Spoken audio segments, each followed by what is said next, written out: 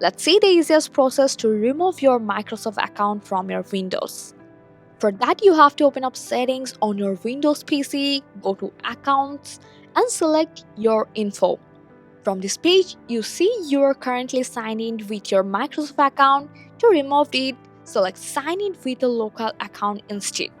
A new page will pop up. Make sure you are signed out of your Microsoft account.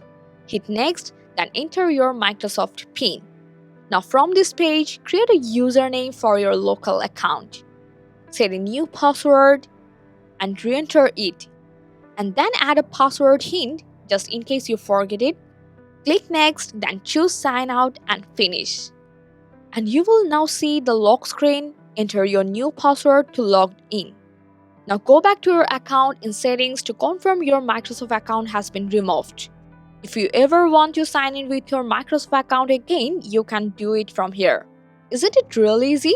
I hope this guide helpful. Like the video and subscribe for more tips.